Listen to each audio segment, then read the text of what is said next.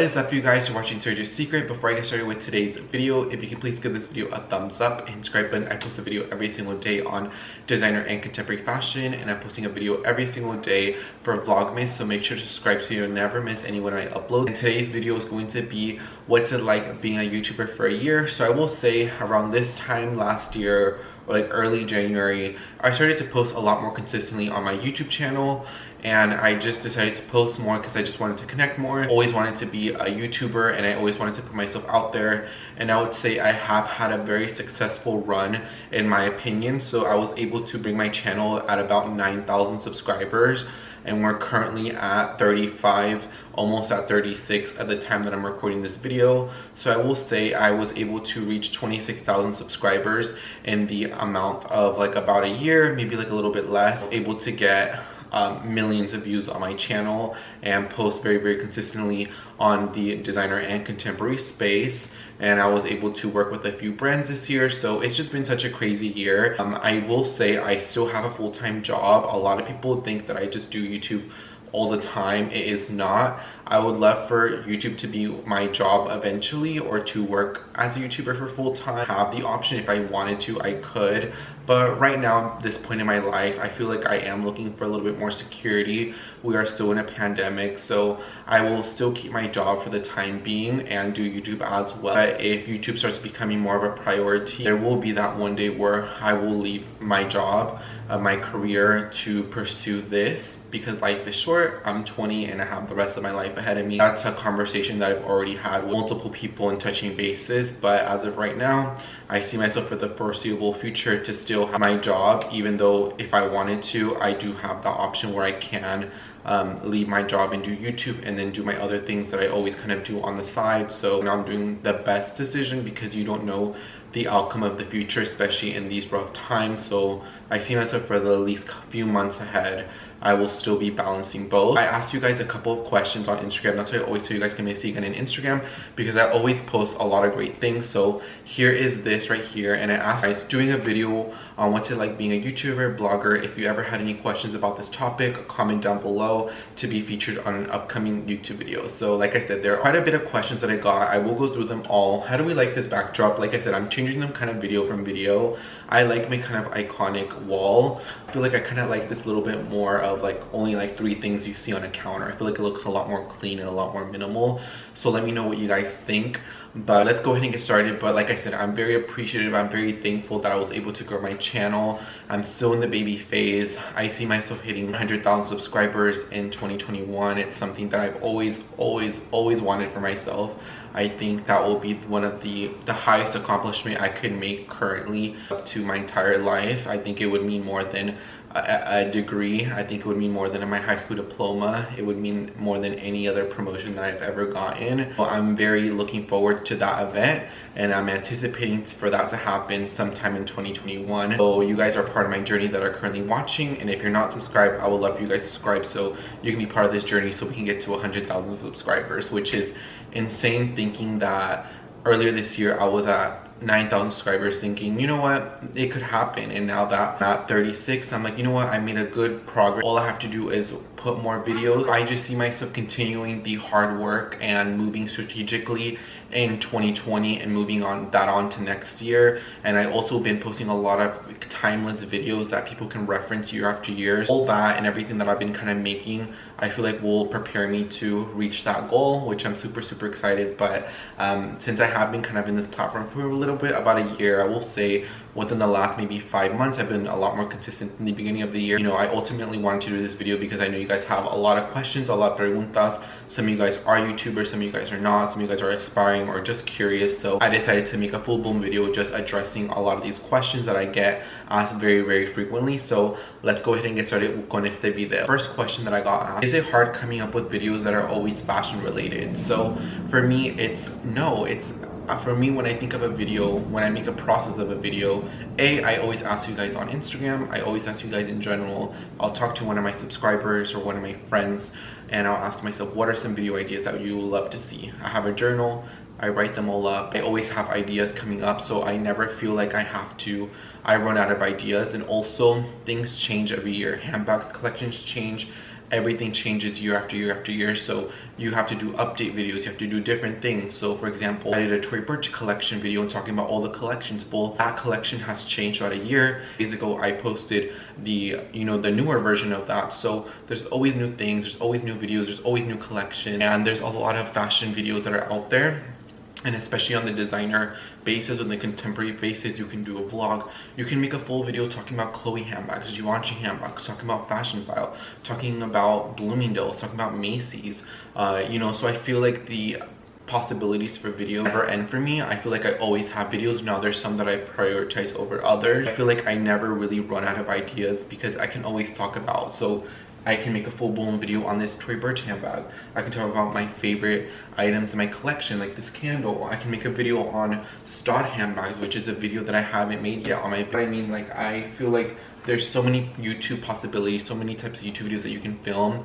And I know I get asked this question a lot. I just feel like you have to always have YouTube ideas, and there are so many things that aren't out there on this platform. So I think when I, for example, like this stud video that I'm gonna be doing eventually, a stud collection talking about stud bags, not really a lot of videos like that. So if I make a video on it, it will probably be the first search engine, on YouTube, because YouTube is a search engine. That video will be on top until there's another video that kind of reaches that amount of views and kind of ratio and watch time and everything. That video will always be kind of up there until the next video comes out, or it will be one of the top searches. So that's what I mean. I posted a stud video like 5 months ago. It could still be one of my most watched videos because there's nothing on the stud bags or the stud collection or stud as a brand. So it'll be one of the videos that will pop up when you type that in on YouTube. That's why, like, my Poland video that I did, our Poland boxings and are they worth the money, that's one of my most watched videos every single month, because people are searching for that brand and people about the handbags. So that's why I make kind of timeless content as well that will get views regardless of the time frame that I post it. The question that I get is, I want to start my own YouTube channel on luxury fashion. What's your advice? My advice is to be consistent, to post great quality content, and to really give it your all. I tell people, give yourself 90 days to really try and push yourself, you know what I mean? For me, like, my channel didn't grow overnight. I still am in the baby phase, and I'm still thankful and I'm very appreciative. And when you're in that 0 to 100 subscribers, or that 0 to 1,000 subscribers, it is so hard to see your channel grow, and you get a lot of doubt. And especially like when you're first trying, you'll get, usually it's your family members, your friends, your family, people that you kind of know that follow you on social media, or friends of you on Facebook.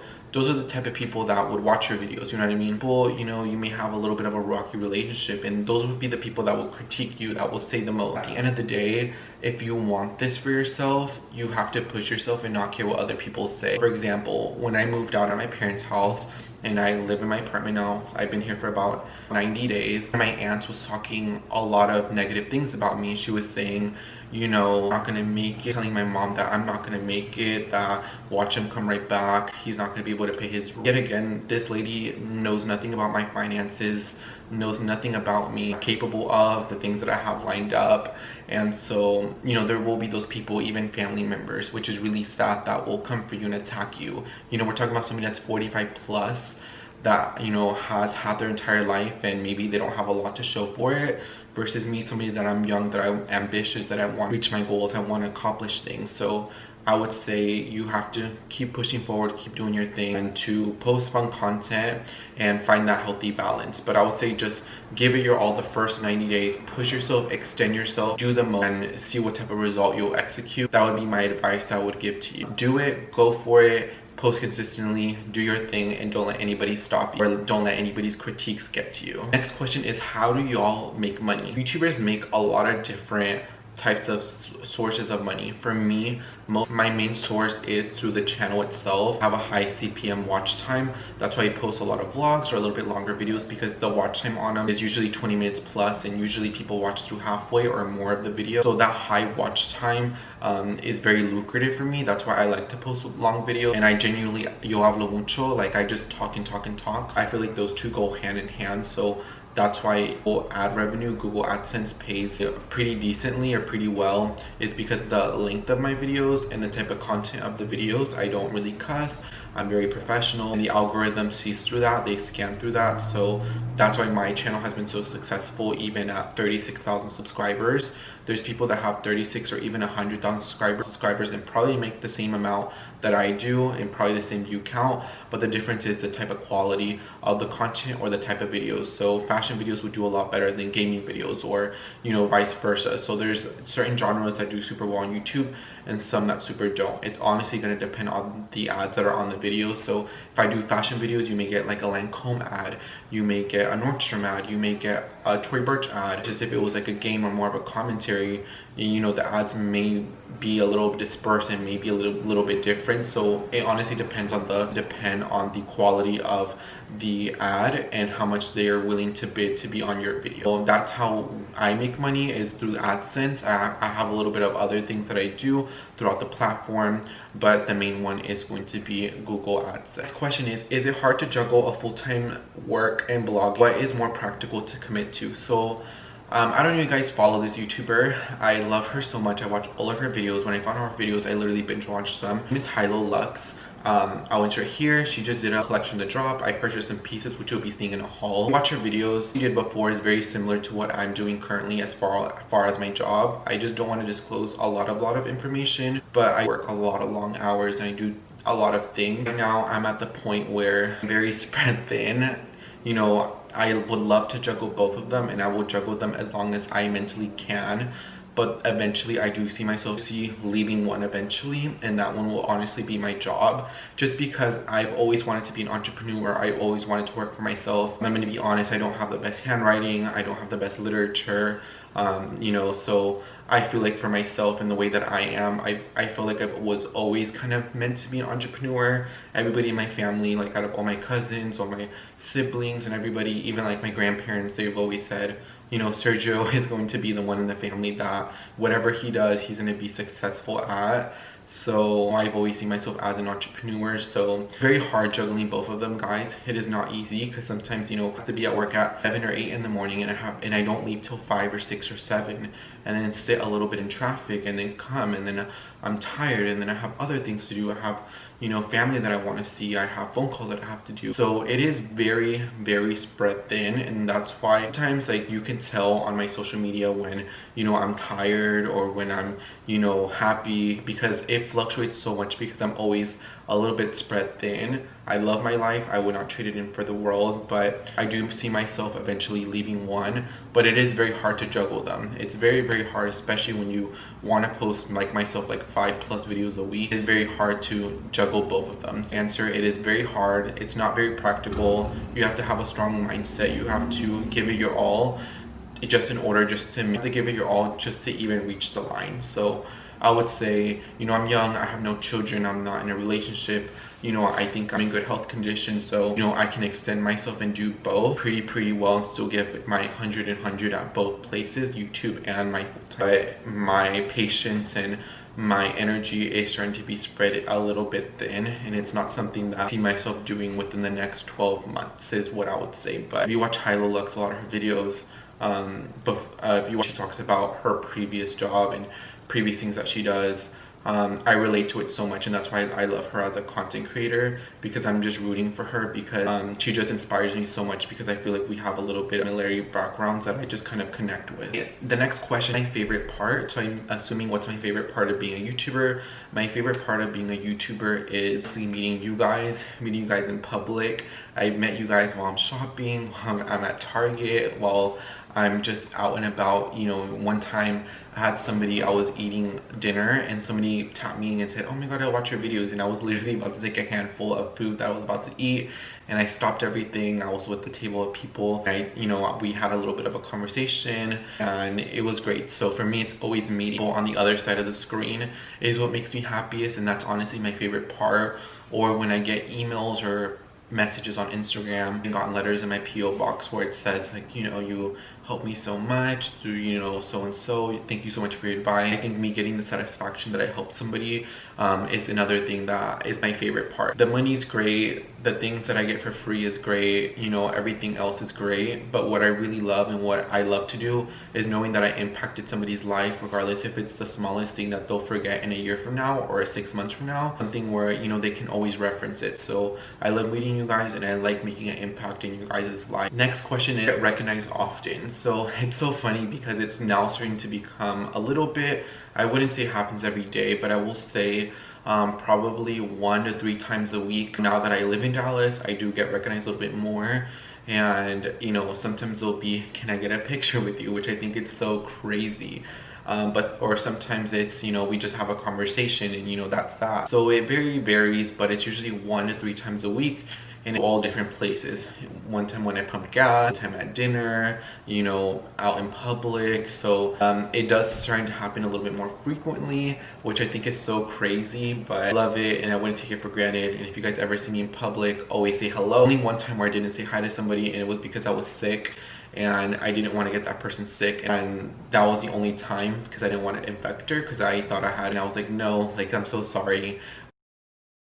And I had just taken a test, so I didn't want to have any close contact. But other than that, I said hi, and I'm always ready and happy to have a conversation with somebody. Sometimes I'll get a little nervous. If you guys have met me, you know how nervous I get, and I just start like talking and talking and talking. Next question is, how do you manage your personal life and professional life, giving a lot to both? So we'll put YouTube and my job into one professional life, and then we'll put my personal life. Those two, like I said, I juggle them pretty well. Like I said, my patience get a little spread thin, but I can balance them both for like a couple more months, maybe even like up to 1 more year. And then my personal life, it's just mix and matches. I think I'm prioritizing right now my professional life more than my personal life, because I feel like in the long run, the things that I'm doing now, because I'm more younger and I have the time and I have the energy and I have the a very, very strong ambition, I focus my time more on that. There are times where I don't participate in certain parties or, you know, certain accomplishments, like for other people. So that's probably the only thing that I don't like,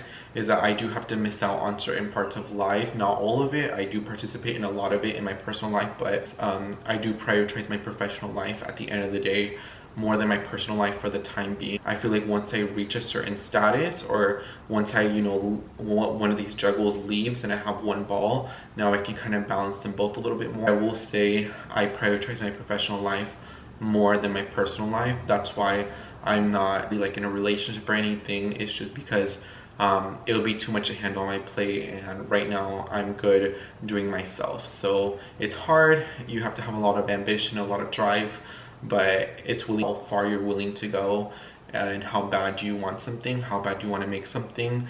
And I want it bad, so I prefer my professional life over my personal life for the time being. Is it harder to make friends? Are you afraid that people can be social climbers? It is very hard for me to make friends, so I feel like the friends that I have now are the friends that I see myself having in the future, regardless what I do.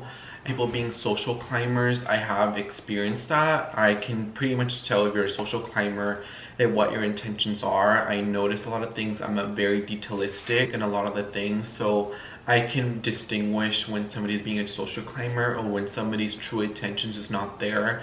And the first time, if it were to happen where somebody does show their true colors, that's honestly it for me, and you'll be cut off forever. I really hardly give people that I let into my personal life second chances, just because to ruin something, it's honestly over for me.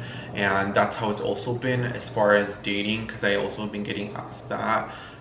It's all fun and games, but once I tell people what I do, once I give people my handle, regardless if that's like through a text message or that's in person talking about it, it makes people feel some type of way. I've had this happen before. I go out and I talk about it, and people that, you know, went to college for 4 years, 6 years, and we're just having a conversation, and people just type of way because I'm a little bit younger. You know, I have a lot of ambition, I have a lot of drive. I'm not here partying, being drunk every weekend. You know, I'm not here just being, you know, just doing nothing. Like, I'm actually working towards things. And I've had people feel some type of way. There's a lot of embarrassing stories that I've been through with that. But honestly, I suck it up. I wouldn't trade this for the world. And like I said, the people that I'm currently in with, you know, this year, when I start taking a little bit more seriously, is the people that I'm going to be doing going forward. So, you know, it's very hard, but you just kind of have to be like that. And it sucks because people will take from you, abuse from you, and you just have to distinguish that. Once you find out people's true intentions, you can't really let them back in. And that's why I, you know, don't have people over a lot. That's why people don't know a lot about me. It's just because it's just, you have to protect your rights. and what's yours, because you never want somebody to mess anything up for yourself, because I've lots of times. The question is, do you want to reveal anything very personal such that you are involved or hooked up with any? I'm not really sure what this question means, but as far as personal, I try to be as personable as I can. Everything has its time, and eventually I will share a lot more.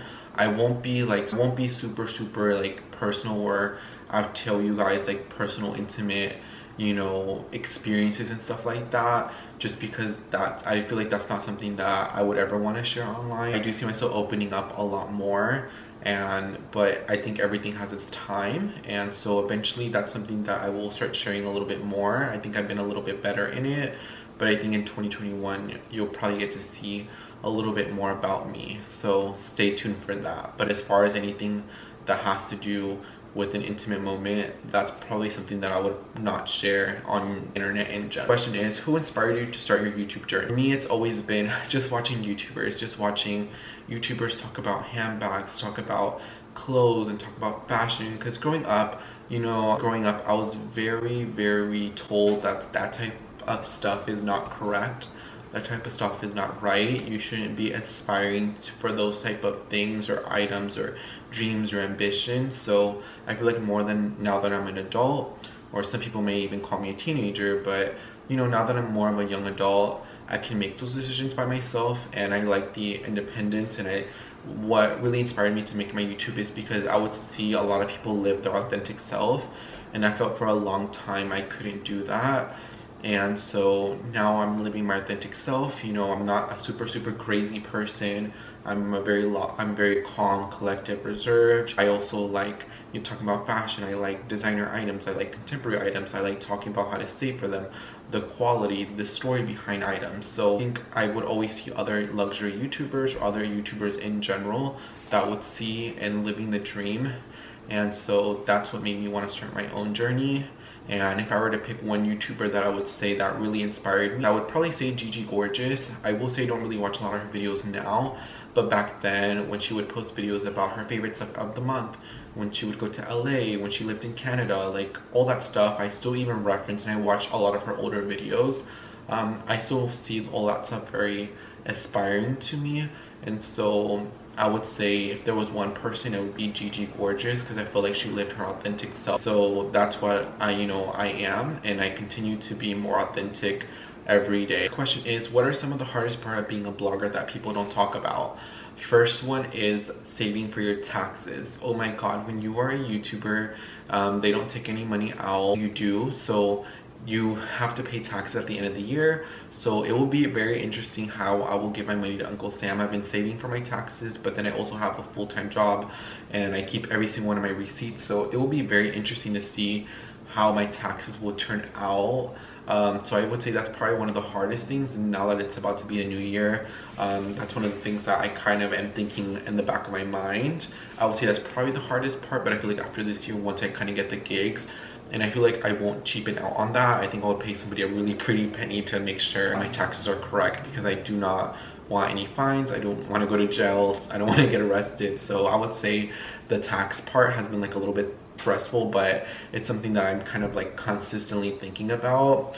And another part of being a blogger that's very hard is, you know, even though I'm not a big channel, I carry myself a lot more classier, and you know, that's not something that I was used to a lot, but I love it. I like the way that I'm carrying myself a little bit more. I think I have a lot more respect for myself. I think I appreciate myself more. So learning all that stuff now has definitely been really hard and challenging, but I love the way that I walk now. I like the way that I think. I like the mindset. So I would say that was been a really hard part. The taxes have been a little bit of a hard part, and a bit hard about being a YouTuber.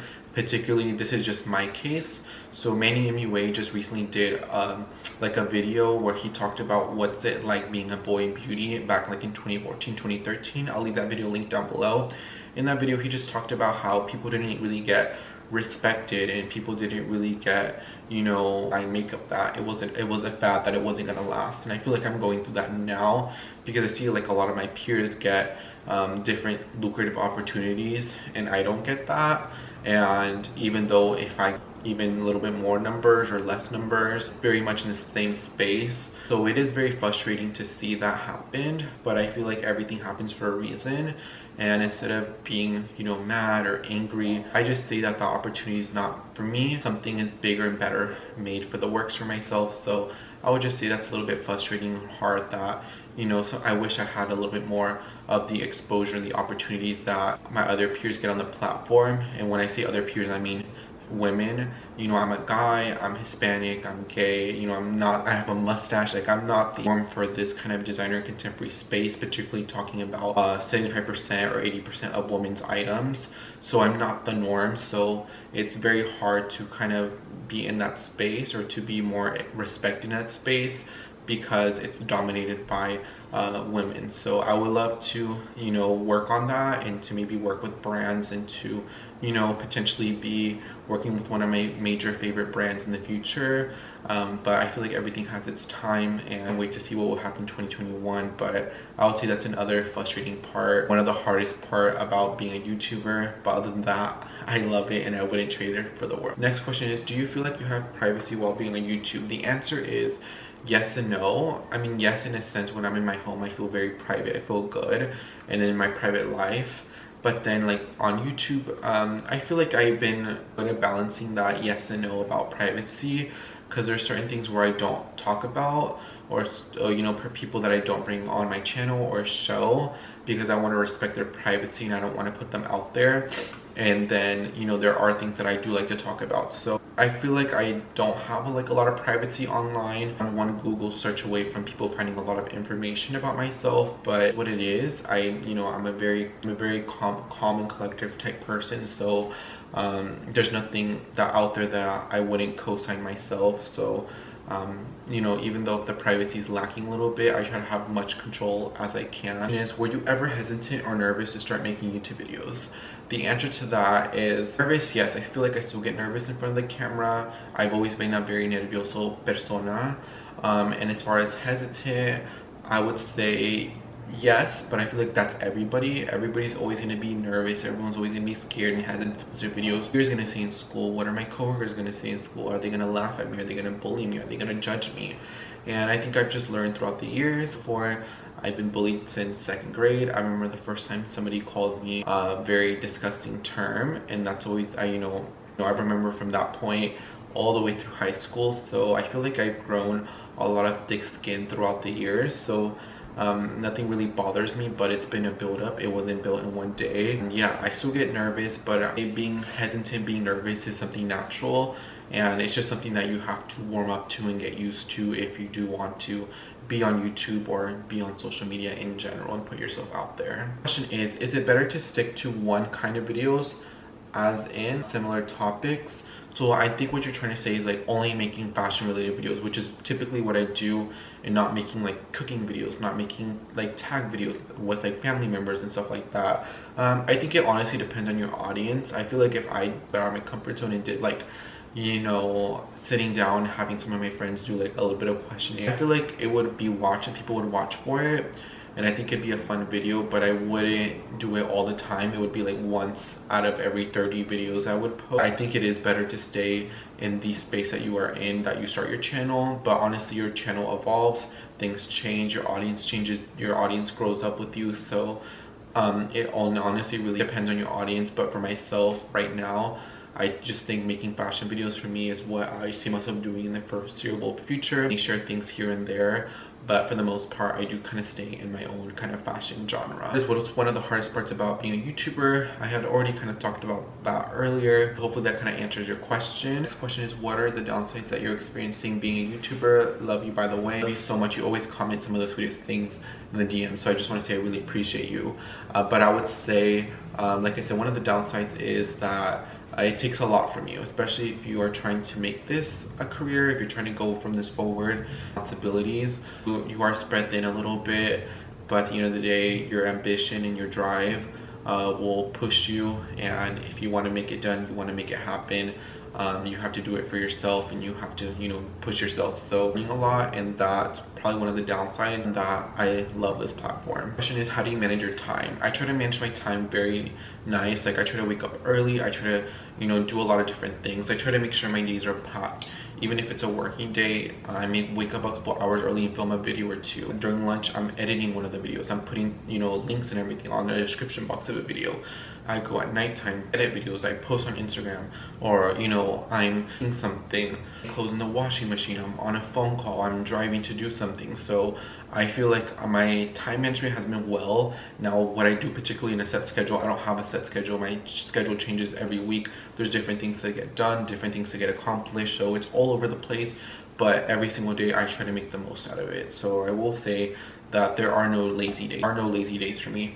I don't remember the last time I just stayed in bed watching Netflix or watching YouTube all day. That doesn't exist in my world, and that will never exist in my world. Honestly, I don't even like vacations of going to the beach and relaxing, because I don't find that fun.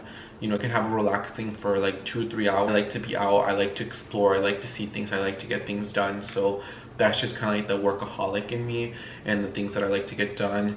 And like I said, that's why I don't do really well on vacations, because I don't like sitting in bed. I don't days and during COVID when we were on lockdown, because I don't like sitting at home and, you know, being lazy. There's always things to get done, things to do. So my management has been well, because I do things that needs to get done, but I don't have a set schedule every single day. Question is, how do you feel knowing that people all over the world see your face on YouTube? I think it's really great. It makes me super happy. Me pongo una sombrilla. Like I see people in Mexico, de Colombia, people from Germany, people from the UK, Canada, people from my own city. So I think it's very great and humbling to know that people watch me from all over the world, and from people that come from different backgrounds. You know, a lot of the people that I have met here in Dallas have been moms, grandmas, people my age, men, women, different colors, different sizes. And I think that's something so beautiful, that I have all these different types of people watching my video, and it makes me so happy that we could all come together to love and support me. So it puts a very nice smile on my face, and I want to say thank you for that. How you got started making your first video and post? I literally had the iPhone 5 or 6.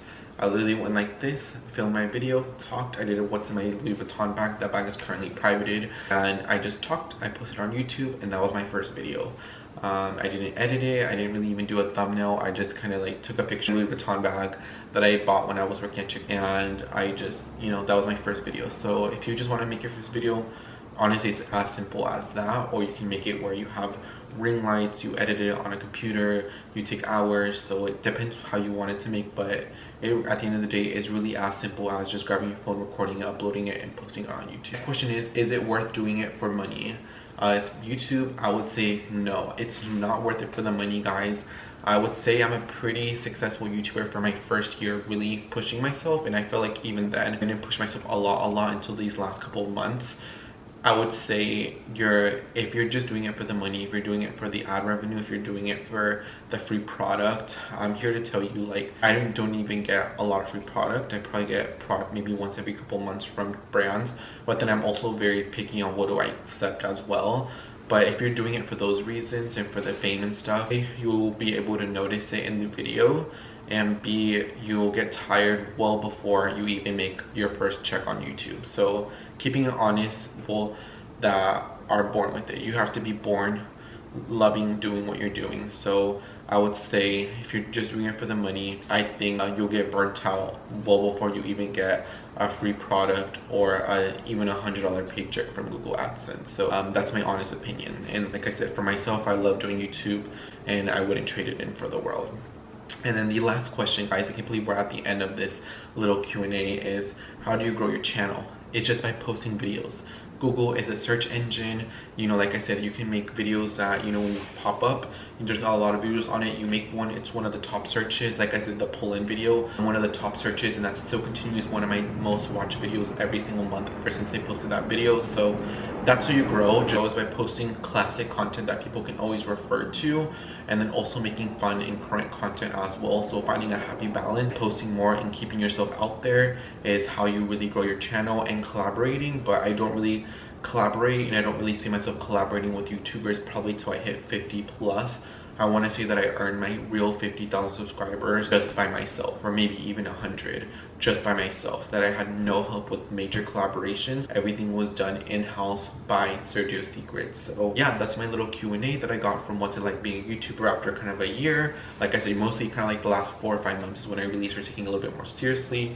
But like I said, no matter quiero decirles that I appreciate each and every single one of you, regardless if this is your first video. If you guys subscribed to me last week, a month ago, even when I posted that Louis Vuitton video those many years ago, I want to say that I love each and every single one of you. I'm super grateful for each and every single one of you, and I cannot wait to see where my channel will take, or my channel will grow. Right now we're about to have 36,000 subscribers, and hopefully next year we will be at that 100,000 subscriber plaque. And right here I'll remove these handbags, and here next to the candle I'll put my 100,000 subscriber plaque right here and have it with so much joy and so much pride. So thank you for being a part of my journey. I love each and every single one of you, and I'll see you guys on tomorrow's video, because I'm posting a video every single day for Vlogmas. So thank you so much, and I'll see you guys on tomorrow's video.